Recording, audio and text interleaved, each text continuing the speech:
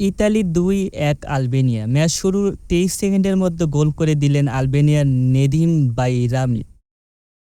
ইউরোর ইতিহাসে যেটি দ্রুততম গোল। তবে শুরুর এই ধাক্কাটা খুব দারুণভাবে সামলে নিল ইতালি।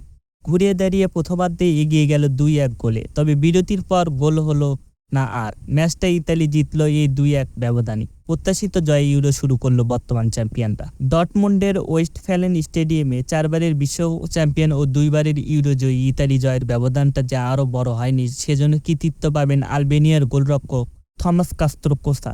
ইংলিশ ক্লাবের ব্রেন্টফোর্ডের এই গোলরক্ষক দারুণ দক্ষতায় ইতালি বেশ কয়েকটি শট ঠেকিয়েছে। ইতালি, স্পেন, ক্রোয়েশিয়া, আলবেনিয়াকে নিয়ে গড়া ইউরোর এবারের বি গ্রুপটাকে বলা হচ্ছে গ্রুপ অব ডেথ। এ গ্রুপে সম্ভবত আলবেনিয়ার বিপক্ষে জয় ধরে নিয়েই বাকি সব দল হিসাব নিকাশ করছে। কোনো দল আলবেনিয়ার কাছে হেরে গেলে বা ড্র করে পয়েন্ট হারালে বিপদে পড়বে, এটা কিছুটা অনুমান করা যায়।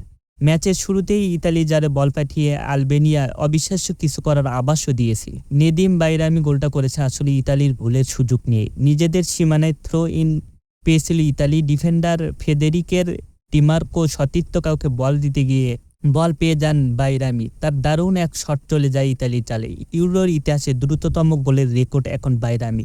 এর আগে রেকর্ডটি ছিল রাশিয়ার দিমিত্রি কিরিচেনকোর।